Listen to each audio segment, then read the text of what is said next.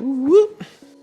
Team, welcome back. In this video, I'm going to be covering one of the questions from the Tribe of Mentors book by Tim Ferriss, where he essentially sent blast emails and letters to entrepreneurs, business owners, and celebrities from all walks of life. So there's a little bit of everything in there, but he sent them all the same questions. And this is my answer for the question, what purchase of $100 or less has greatly impacted your life in the last 6 months? In this case, I'm not going to be doing it like every 6 months. I plan to do something very similar to this like every single year. I would want to look at my purchases throughout 2022 and revisit them next year. So I hope to just keep this like an ongoing segment. Cool thing is I have 2 purchases for you. It's probably the only 2 purchases I made this year. If you guys don't know, for the past couple of years, me and my girlfriend have just been eliminating our debt completely and investing and stashing our cash away so we can retire early. So essentially we're living below our means to eventually live above them. Help me, I'm poor. No. And just about every purchase I make is almost like an investment now. So it feels really weird to buy stuff and I can't really explain it. But I did have really 2 big purchases that kind of impacted my life overall. And the first one is my 4th generation iPad. This thing is obviously well over $100, more like $1,000 or something like that. I do not recommend the pro version for just everybody. If you're not a video creator like me, you know, then you probably don't need it. Pros?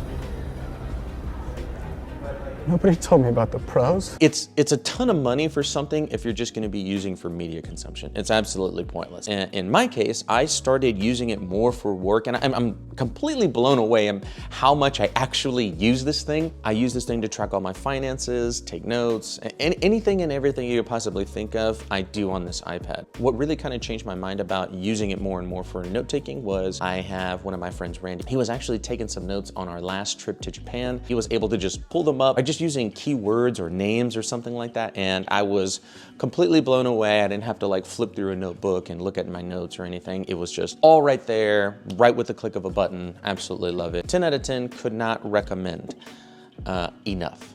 I forgot that part. Could not recommend. Don't buy this thing. And the second thing, it kind of goes hand in hand with it. It is the purchase that's actually a little bit closer to the $100 mark, and I think that anybody could afford. Oops, I'm rich again. If you have an iPad, which kind of sucks, I kind of like slash the Android Microsoft buying audience here by half. But regardless, I still stand by this keyboard. It's the Logitech Folio keyboard. This thing is super versatile. Number one, it's super strong. Let me see, iPad in here.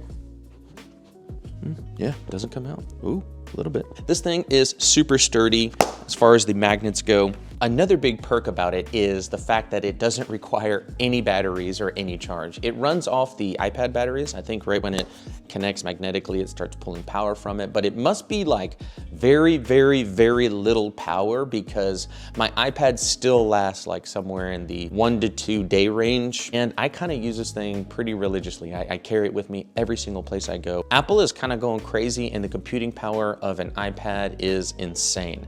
I used to try to import footage from my Sony cameras and my GoPro into a PC, and yes, it takes forever. It's super choppy. When I throw 4K footage, 30 frames a second from this camera onto that iPad, it does not skip at all. It's completely seamless, and I feel like I'm fanboying out here, but in all honesty, yeah, I just use it that much. I stand behind it. I'm totally advocating for it. Now, this could be my magician brain kind of thinking here, but eventually I'd like to get rid of as much tech as I possibly can and pack as small but play as big as I possibly can. Now the tech behind the iPads and their M1, their ARM processor, the combination of the 2 actually pose for a great laptop replacement. With that being said, I'm gonna keep this video short and sweet for you and for me. I got some more questions to answer. I can't wait to come back and revisit these videos next year and see what I've purchased and kind of go through it or maybe do some kind of reaction videos to how I'm filming now. If you enjoyed this video, don't forget to smash that like button, click the subscribe and the bell notification if you want notifications for more videos like this. If you want to follow me on some of my social medias, I'm going to put some of those links in the description box down below, and I'll see you in the next video. Peace.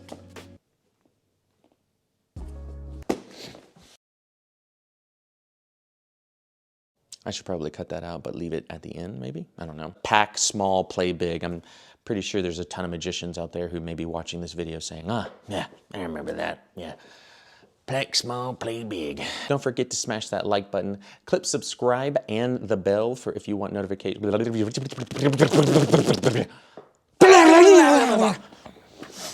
Okay.